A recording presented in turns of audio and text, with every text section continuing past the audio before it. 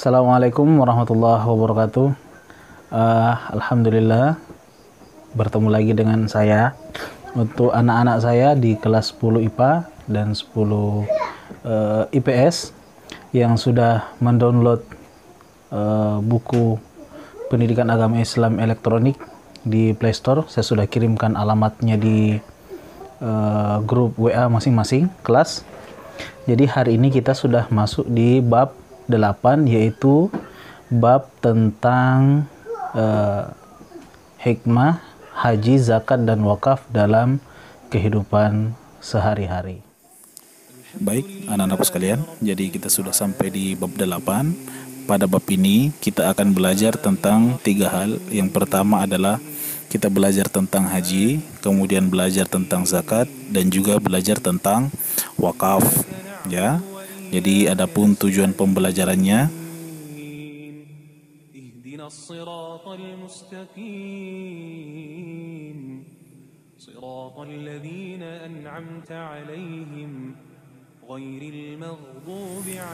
baik, bismillahirrahmanirrahim. Jadi silahkan dibuka buku paket yang sudah di-download di Play Store ataupun buku paket yang sudah dipinjam di sekolah.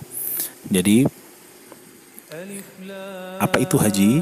Maka kita akan berbicara tentang 2 macam pengertian, yaitu pengertian bahasa dan juga pengertian secara istilah. Yaitu haji secara bahasa, yaitu sengaja atau menuju ke suatu tempat. Sedangkan secara istilah, haji adalah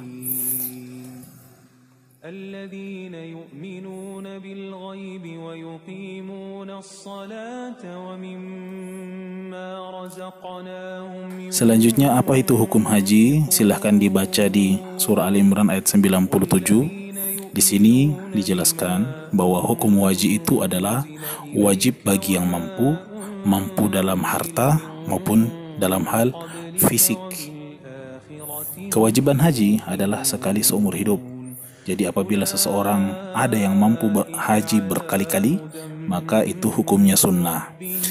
Adapun syarat dan rukun haji, silahkan anak-anakku baca sendiri di buku paketnya, atau juga bisa mencari literatur di tempat lain, bisa mencari video-video lain di YouTube, ataupun bisa mencari bahan-bahan bacaan lain di internet.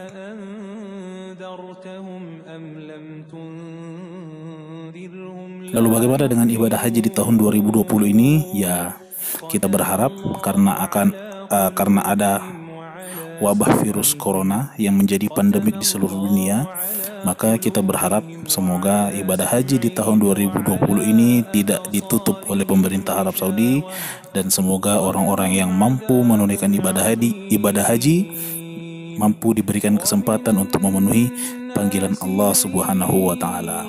Selanjutnya, ada keutamaan ibadah haji. Ada 4 keutamaan ibadah haji. Yang pertama adalah ibadah yang paling utama, yaitu haji yang mabrur.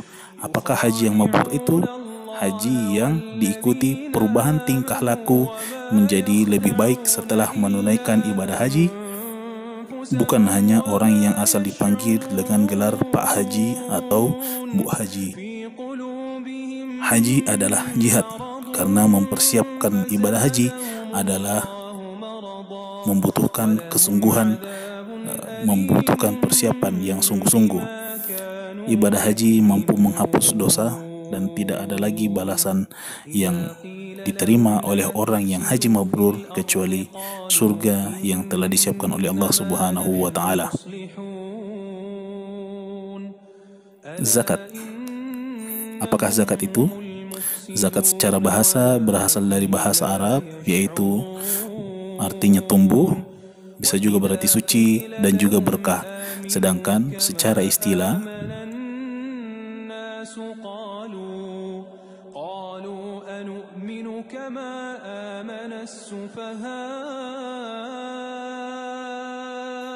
hukum zakat telah ditetapkan dalam syariat Islam.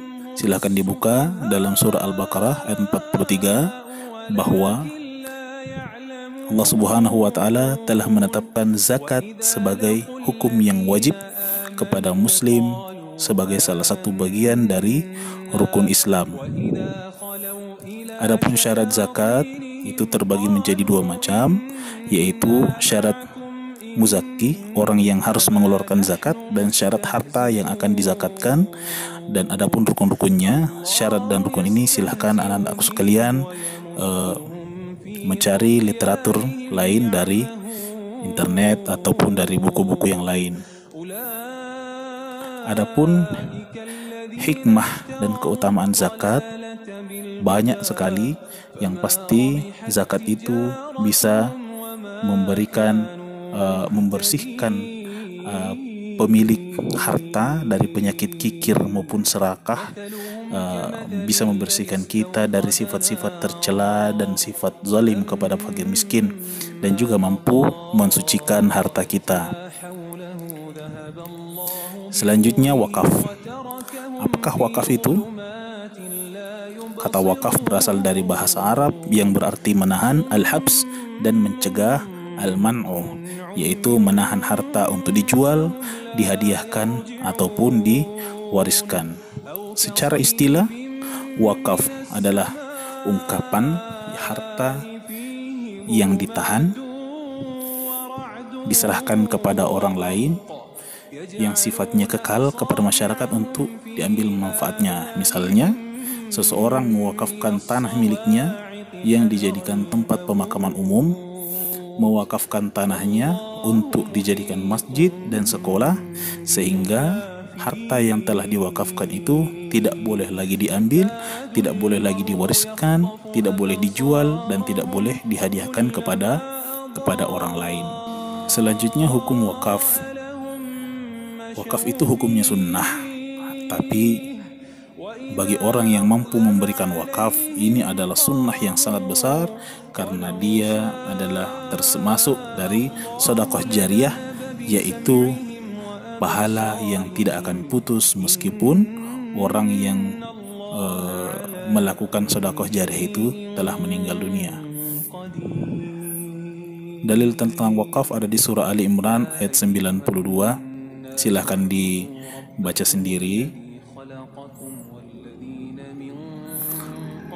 Selanjutnya rukun wakaf itu ada 4, yaitu ada wakif atau orang yang berzakat, harta benda yang diwakafkan, penerima wakaf, dan ikrar. Ini masing-masing memiliki syaratnya, namun silakan dibahas, dibaca di buku paketnya, juga bisa juga mencari literatur dari tempat lain. Hikmah dan keutamaan wakaf. Jadi salah satu keutamaan wakaf itu dia akan dihitung dan dicatat sebagai amal jariah. Pahalanya akan terus mengalir meskipun orang yang melakukan wakaf tersebut sudah meninggal dunia. Artinya pemberi wakaf akan tetap menerima pahala selama wakafnya itu tetap dimanfaatkan oleh orang lain. Harta yang diwakafkan itu ada 2 jenis, yaitu harta benda tidak bergerak berupa tanah, rumah, dan lain sebagainya, ataupun harta bergerak berupa emas, uang, dan lain sebagainya.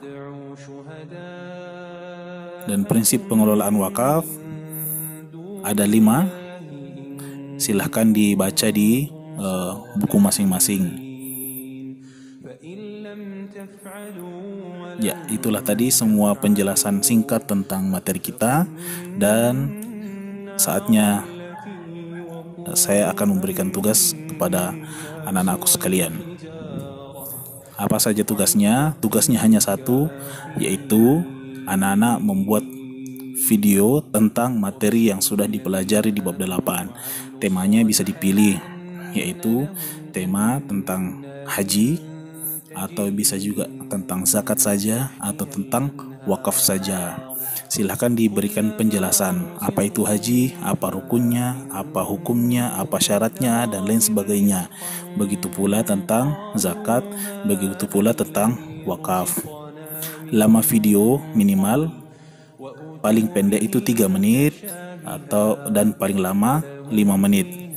Silahkan dikumpul di grup kelas masing-masing paling lambat 7 hari setelah video ini diposting.